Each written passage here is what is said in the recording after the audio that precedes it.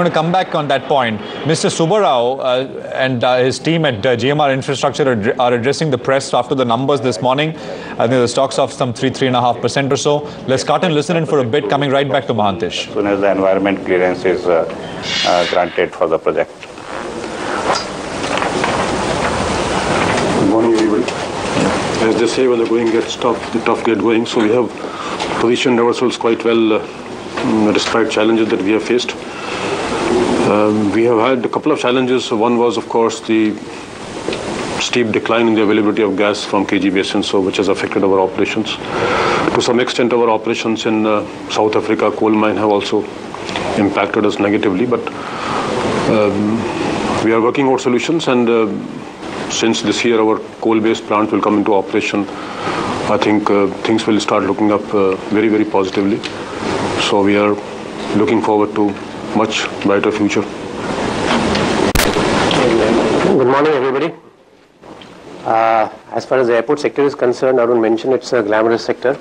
I don't know whether it's glamorous, but definitely it's one of the very closely watched sectors. The quarter 4 of financial year 11-12 was a good quarter for the airport vertical. The traffic in all 4 airports was about 15 million passengers, which witnessed a growth of about 9.3% over the same period last year.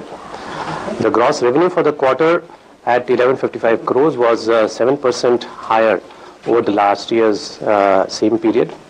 The gross revenues for the full year were over 4,400 crores, higher by 45%. The overall EBITDA for the quarter for the vertical was 217 crores against that of 205 crores same quarter last year.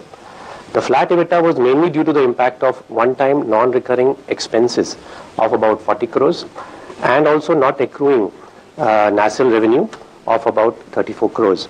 But for these, EBITDA would have been higher at 291 crores, a growth of 42%. The vertical incurred a loss of 438 crores for the quarter against a loss of 174 crores last year for the same quarter. The full year loss was 1022 crores against a loss of 371 crores last year, mainly due to full year pre-tariff losses at Delhi Airport versus part year in the last financial year, and also hit on account of one-time costs of about 222 crores and also not accruing NACL revenues of about 66 crores. Removal of these exceptional items, the loss would have been lower at 734 crores.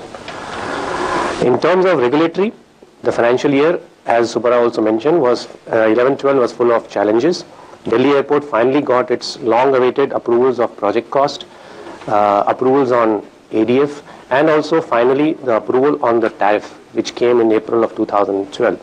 This is effective from 15th of May 2012, and the full year impact will be witnessed in the current year.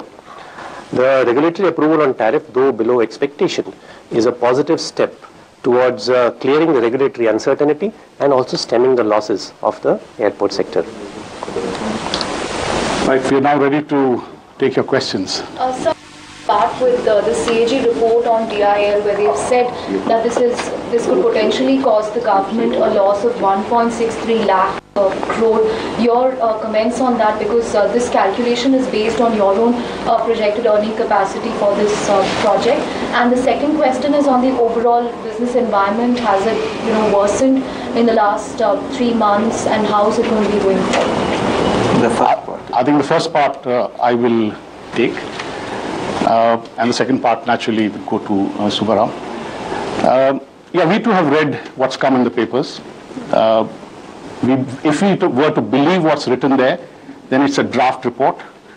And many times, many things change in the final report. Yes, we were asked some comments on the drafts at the draft stage, which have been offered to the ministry. We respect the institution of the CAG, and we sincerely and do believe that they are doing yeoman service in protecting the interests of the people at large.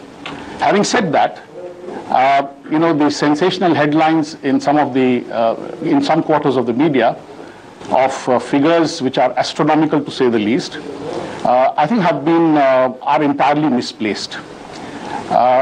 They are based on a calculation, you said rightly, on a figure which was given by us. That figure was a figure over 58 years. And anybody would understand that you can't do a calculation for anything based on a cumulative figure of 58 years.